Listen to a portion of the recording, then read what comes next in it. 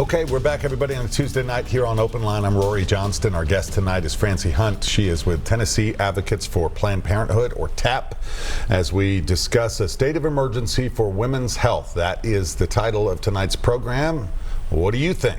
We've got callers already coming in, so we're going to go right to line one, and I believe this is Skip. Hey, Skip, how are you? Good. Thanks for taking my call. You're welcome. Go ahead. In such a conservative state like Tennessee, it's hard to think that the balance of power in the legislature could ever change to reduce or eliminate the kind of extreme legislation that's been passed in this state. So I'm wondering, Francie, if you could explain what having the supermajority in the Tennessee Assembly means, and how changing it would affect the types of legislation being passed in the state, and then how hard would it be to change it? And I'll hang up and listen. Good question, Skip. Thank you. I mean, I think that's a good point to raise. There is a Republican supermajority, meaning that they're a majority in both the House and the Senate, and also we have Republican leadership at the governor's level as well. And the impact means that if you have a counter voice, it's very difficult to get your bills heard. It's very difficult to have the committee consider it. It's very difficult to actually, not even talking about passing, other kinds of bills that have different views. But you can't even get a debate happening, which I think is part of a healthy democracy. And I'm going to echo that a lot. I think in this hour that we could talk about women's health, but in this broader context, we should be sounding an alarm around like how our democracy is actually working. And so when we have that supermajority, it diminishes the level of engagement on some of these issues. Right. Do you think, though, that some of those Republicans are moderate thinkers? I think there are, and I'll just tell you, in private conversations with those Republicans that are kind of, I've had a Republican senator say, is there something that we can, we're hunting for that way that kind of policy that we can bring in both sides of the aisle. Right. But even he said, it's something that the party would squash down immediately. I mean, I think that there's not really necessarily a broader willingness to reach across the aisle and work in that way. And to the caller's question, I think the easiness, of whether we could break that supermajority, it would require another 8 seats that would be flipped on the House side. And in the last election in 2018, during this last midterm election, when you look at like some of the 8 of the most tightest races, it would have taken all together only 30,000 votes to have flipped all of those seats. And so are there specific districts? And I mean, there has to be a strategy. And I know Mary Mancini's been our guest many times, who's the head of the Tennessee Democratic Party. And I've asked her point blank, this is an uphill battle for Democrats in the state, and are there specific districts that you can look at, and well, it has to be probably a mix of districts where there might be more moderate thinkers, and you have to find good candidates, right? Yes, and we have to have good Democrats, because there have been some Democrats. 3 Democrats actually voted to ban abortion this past year. So we're a nonpartisan organization, and we're going to endorse and work for candidates that actually stand for our values, and that means privacy rights for women. Doesn't matter what's after their name, what letters after their name, if they're aligned with you, right? Yep. Okay, Skip, thank you. We appreciate it. Next up is Angie. Angie, welcome to Open Line.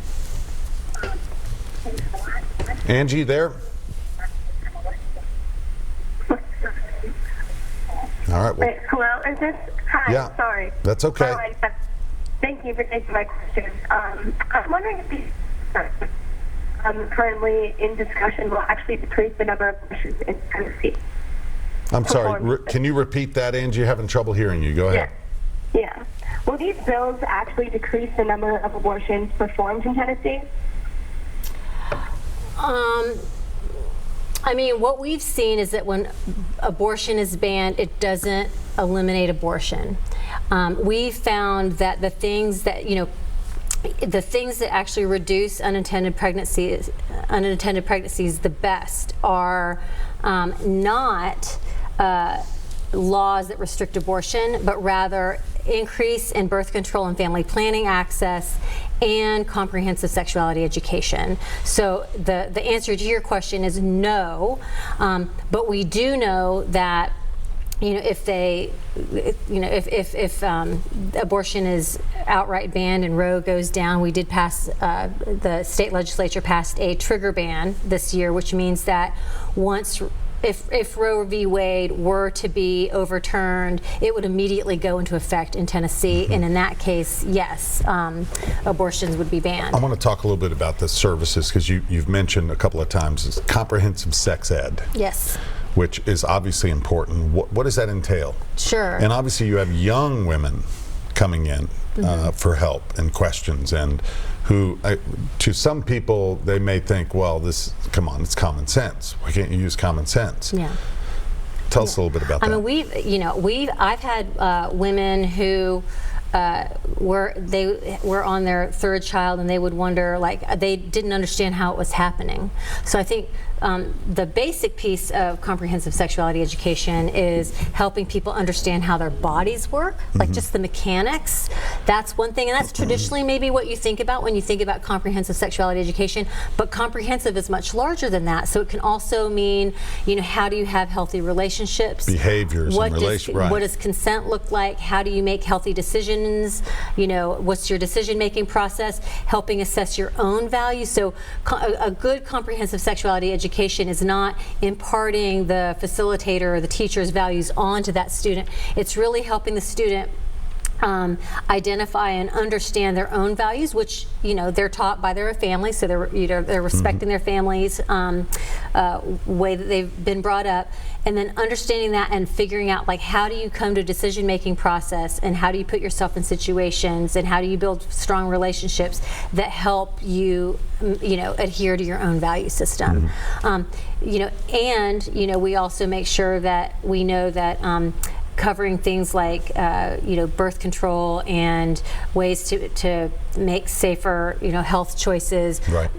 Those are important for health. What happened with the fetal heartbeat bill here in Tennessee this year? And obviously you're keeping a close eye on it for the next session, right? Yeah, it was a wild ride. I mean, it would come up in committee, and then it would fail in committee, and then it would get brought up sideways through another archaic procedural move, and then it'll be back in committee again, and then and then it would pass that committee, and then it passed the House floor, and then it went on the Senate side, and the Senate Judiciary Committee ended up stalling it and putting it into summer study, which and the Judiciary Committee, this is key, because they're concerned about maybe constitutionality, the legal aspect, right?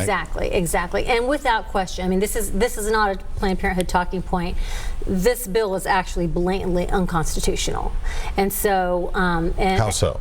Well, we know that in every other state where a lawsuit has been brought that banned abortion prior to viability has failed. They have all been found unconstitutional, and I can tell you those states. We Arizona, Arkansas, and North Dakota. There are 3 states that passed abortion bans prior to viability, and all of them failed. And so I think our argument to the Senate Judiciary is it's unconstitutional. These are clearly unconstitutional and fiscally irresponsible. Our Attorney General himself also noted that this was unconstitutional, right. And they passed it. Well, the Senate Judiciary didn't, but the House did. Yeah. All right. Thank you, Angie. Let's go next to, I believe, hold on just a second. Let me get the right line here. This is Joe. Hey, Joe. Hey, I'm here. Hi, Joe. Go ahead. What's on? Taking my call. You're welcome. What's on your mind? I just your guest speaks about how much Planned Parenthood has done for providing birth control and giving education to mothers that are pregnant or whatever. And I know our schools have done it. And so they've spent millions of dollars doing this for almost 30 years. And I just, my question, I guess, is, since you failed at that and you're only, like, now you're just relying on, well, they have to have an abortion because you failed at teaching them and getting these these birth control pills, and even the morning after pill. If they don't want a pregnancy, it's easy. You have sex the night before and you take the morning after pill.